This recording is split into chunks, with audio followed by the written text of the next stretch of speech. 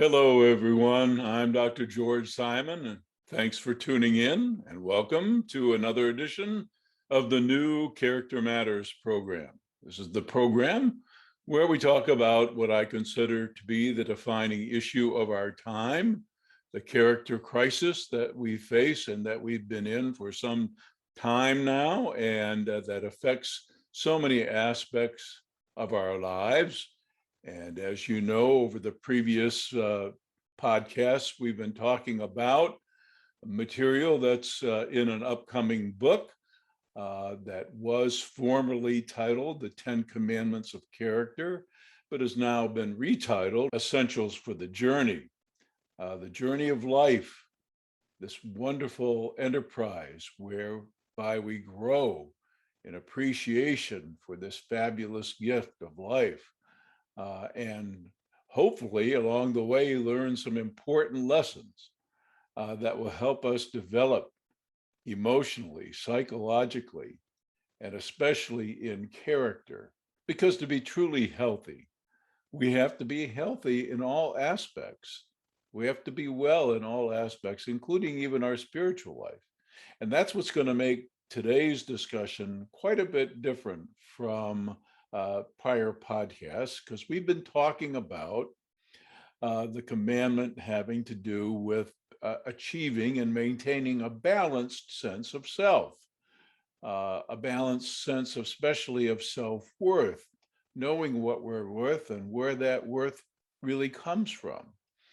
And in that regard, we're going to be talking about some essentially spiritual matters today. This is a different kind of thing for me. Usually I haven't written that much about it. And by the way, when I speak of spiritual matters, I am not talking about religious matters.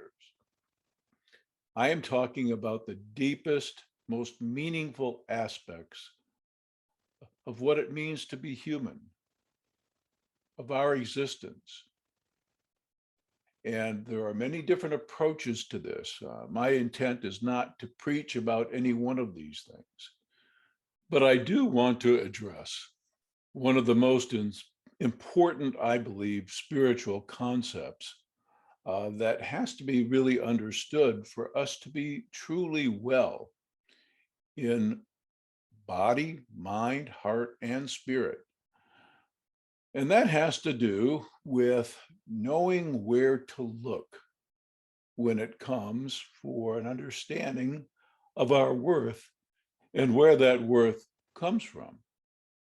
You see, the world and the way it works teaches us from a very early time to look in all the wrong places. I'll repeat that. The world teaches us from earliest on to look in all the wrong places for the things that we think will satisfy our heart's longings. We look primarily to people, places, and things. We look externally. And in so doing, we inevitably build some dependencies. And in fact, some of those dependencies can become addictions. The world teaches us that how people regard us matters. The world teaches us how we manage to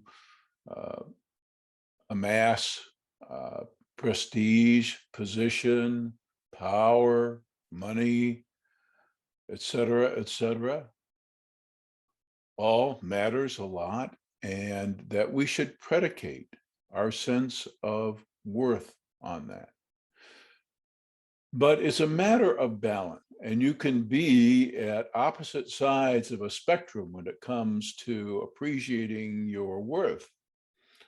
There are those individuals that we've been talking about from time to time and that I've written considerably about on my blog at drgeorgesimon.com, who we would rightfully classify as more narcissistic in their character, who don't give a darn about what other people think, who are truly legends in their own minds. This is a particular type of narcissist that just knows. They don't just think they're all that. They kind of know it at a deep level. They equate themselves with their gifts and talents and their achievements and successes, and they just know that they are superior to others. So they don't need external validation. This is a very big misconception. They might seek it. They might seek adulation and attention. I'll repeat that. They might seek adulation and attention to further bolster their already inflated sense of self. But that doesn't mean that they have a desperate need for that affirmation, because underneath it all, they're insecure and really need it. I'm going to repeat that. There is a type of narcissist that is actually kind of insecure underneath it all and craves affirmation. But there are other narcissists, much more common in our day and time, who are truly living legends in their own mind, who don't really need anything from you, but expect your adulation and your attention. They want you to fawn over them as a testament to their already perceived level of greatness. And they're not compensating for anything, and they're not inwardly insecure. They're pathetically grandiose and expect that everyone will pay them homage. And when you do pay them homage, you're in their graces. And when you don't pay them homage, they will throw you under the bus faster than you can say narcissist. So this is a different day and time.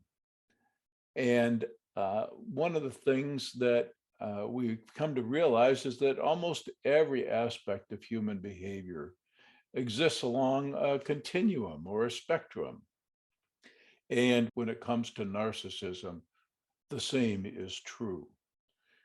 But it's also true that when it comes to our sense of self and our sense of self-worth, there is a continuum also. And you can not need the validation and approval of others to a pathological extent. You can also crave it to a pathological extent. But both of those problems stem from not knowing what your worth is and where it comes from. And that's where things get incredibly spiritual. It's more than just an emotional dilemma. It's more than just a psychological dilemma. And it's more than just a matter of the heart. It's really a matter of the human soul. As we've been discussing in the prior commandments that I've been talking about, this life that we enjoy, however you want to see it. Remember, I said I'm not going to be religious about this. However you want to see it, this life is an unearned gift. Whether you're one of those folks that believes it's a fortuitous accident of nature, a gift of the universe, or however you want to see it, one thing is for sure, you didn't cause this. Matter of fact, if I had some say, I would have picked a much different set of genes, believe me.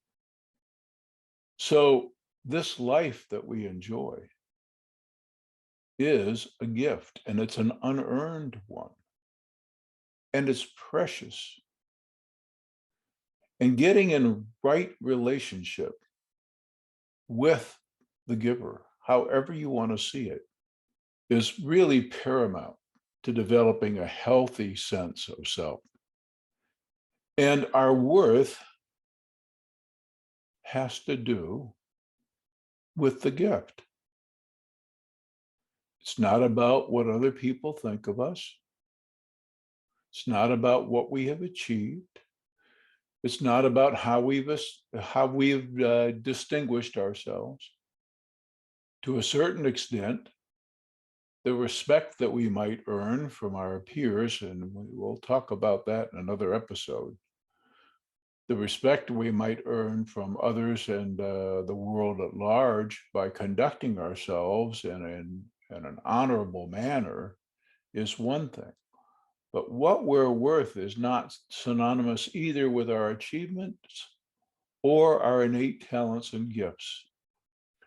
Now, grandiose narcissists make the mistake of equating their worth with their gifts. They claim credit for them all. They recognize no higher power as the conferrer of gifts. So they readily claim them and as their own. If they happen to be particularly gifted in one area or another, they relish in those gifts, regarding those gifts as evidence of their superiority and greatness. But the humble heart stands in awe of this great gift and stands in reverence to the giver, however you want to see that giver. And that's where you find your worth. Each one of us clearly is meant to be here. Everything belongs. And it's precisely because you're meant to be here that you have value. It's precisely because you are that you have value. Now, what you make of yourself is a whole nother matter. And what guides you in the making of yourself is a whole other matter. Some people are guided solely by the desire to achieve social superiority and status. Some people are guided by the desire solely to achieve a lot of wealth or power or both. But some of us have come to a point where we can stand in awe of this tremendous gift and feel some kind of inclination to give back, to honor the gift, to treat it like the precious gift that it is, to treat it like the precious commodity that it is. Now I'm going to get into some touchy territory here as I talk about the fact that we live in times where respect for life is at an all-time low. And some of the things that we argue amongst ourselves about the reasons for this are really symptoms of the problem as opposed to a cause of the problem, which is why it's so pointless to be out there marching around with signs or getting in people's faces and confronting them about various things. Two great forces are within us all right from the very beginning of our existence. The pleasure-seeking drive, the drive to relieve ourselves from any tension and to have our appetites satisfied, and the drive to thrive, to just be, to exist, to experience this wonderful gift. And we come into this world solidly aligned with one of those principles, the pleasure principle. And most of us remain aligned with it for most of our lives. We come into this world, most of us do, leaving a fairly comfortable place. Like I said, that's the case for most of us. And we're thrust all of a sudden into this cold, hostile place. And we don't cotton to it very well. You know, we're not happy about it. Most of us pitch a fit a little bit, cry and scream. We indicate some distress. We don't like it out of the safe confines of the room until we get our first taste of relief, comfort, what we call love. And then our heart is eased just a bit. And we seek those comforts and freedom from distress for most of our lives. In fact, we're so aligned with that principle that when things get really miserable, most of us would rather check out. Most of us don't feel life is even worth living when the pains of life are too great. It's hard to have reverence for life itself and to really appreciate the great gift that it is when you're in the midst of a whole lot of pain. But transcending that principle, coming to live life on a different set of terms, is what spiritual growth is all about. It's about stopping the incessant dead end. I mean this sincerely, this dead end, incessant looking outward for what our heart and soul yearns for, as opposed to looking inward toward the very source, and in the process discovering ourselves. There are so many sayings that are timeless, like to know yourself is the greatest gift. To be true to yourself is the most important thing. First, you have to know yourself. You know, in some traditions, in some spiritual and mystical traditions, we're urged to love others as we love ourselves, but you can't love what you don't know. And most of us barely know ourselves. We equate ourselves with our wants and our needs and our desires and our appetites and our aversions. It's such a limiting view of who we are and what we're worth. It keeps us from seeing the incredible beauty.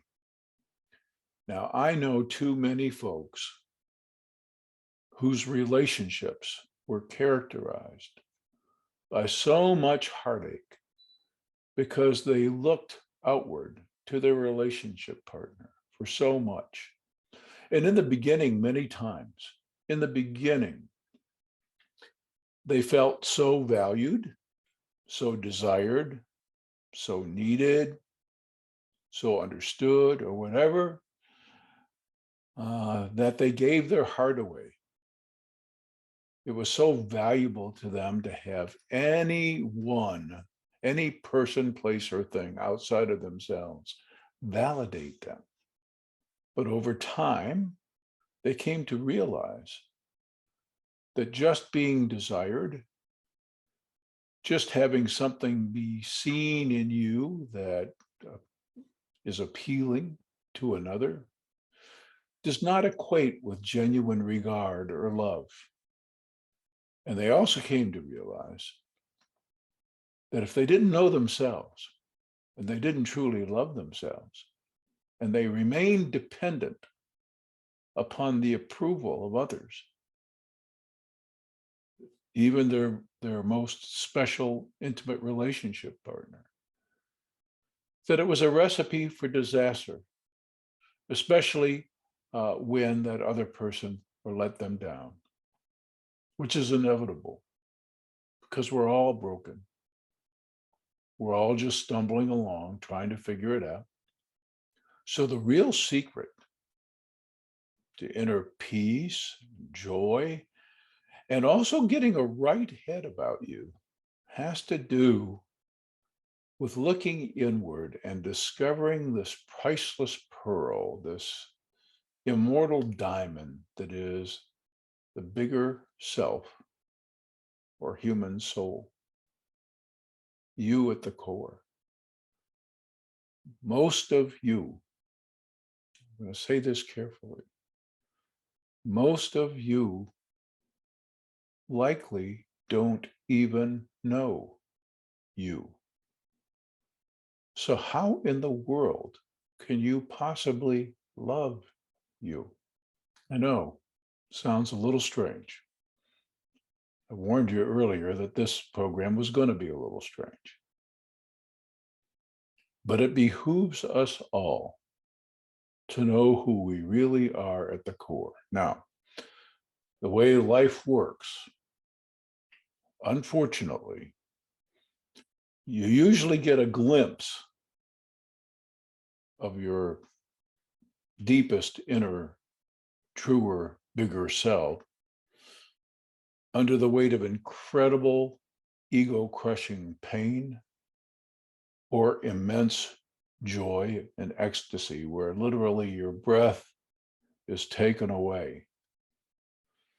Most of the time, for most of us, the route is pain, suffering, a feeling of deep betrayal by the universe.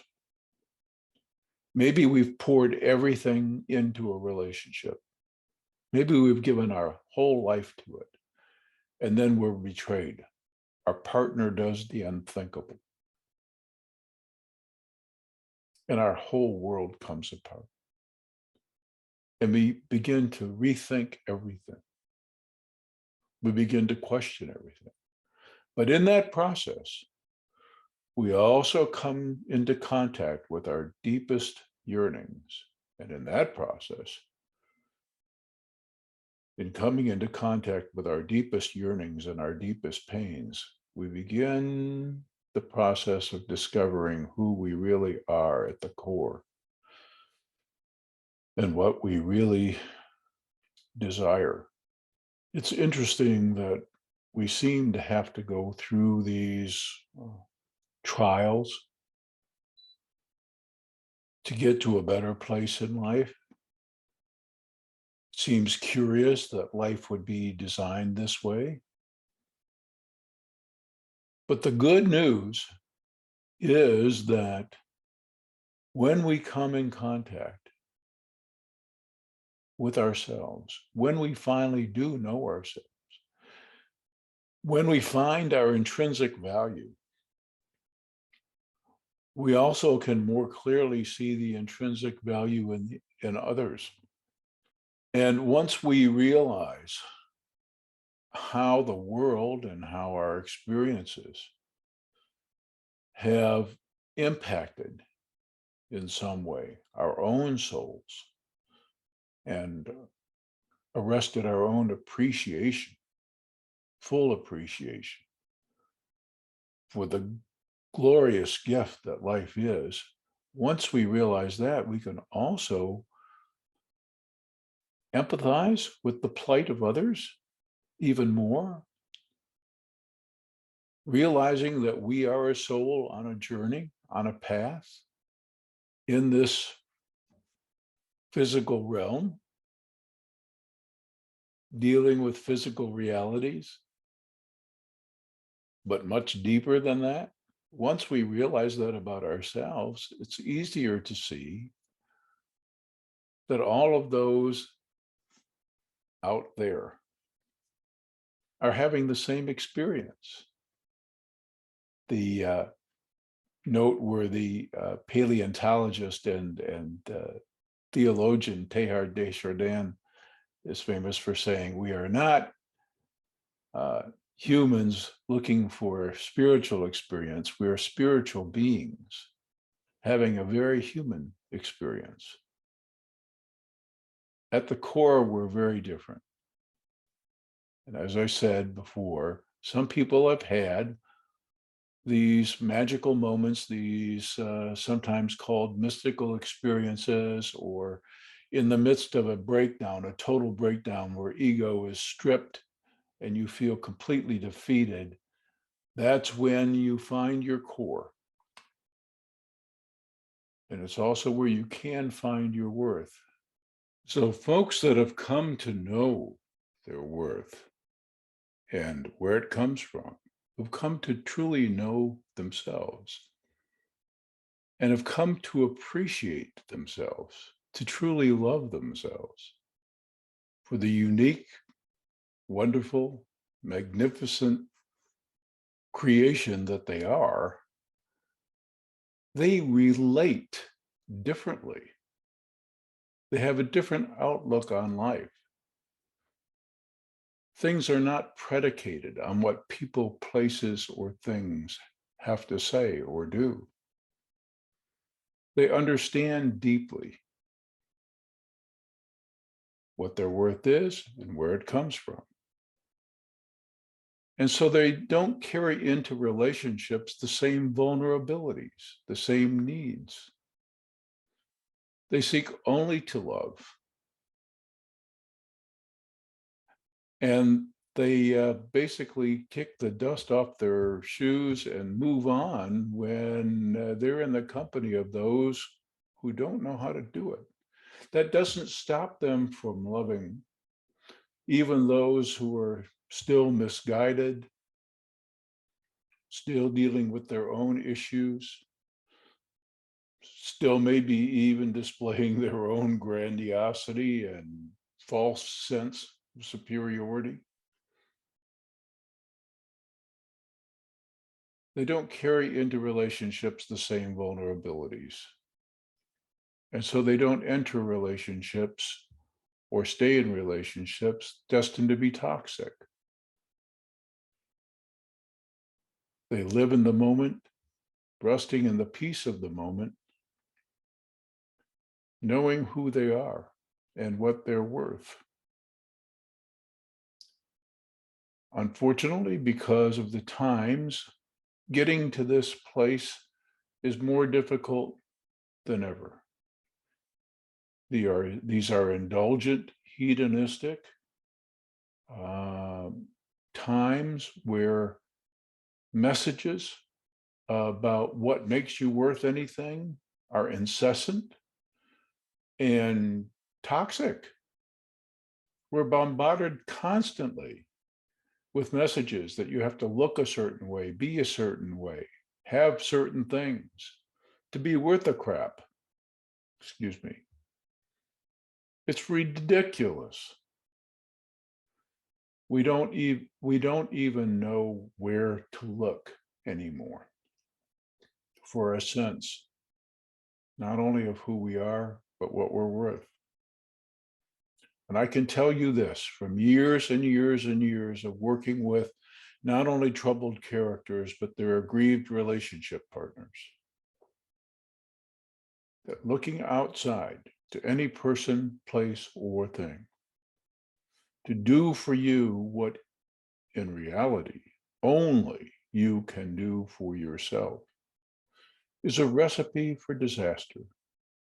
It's also a recipe, as I explain in my books, for a lot of the depression that we see.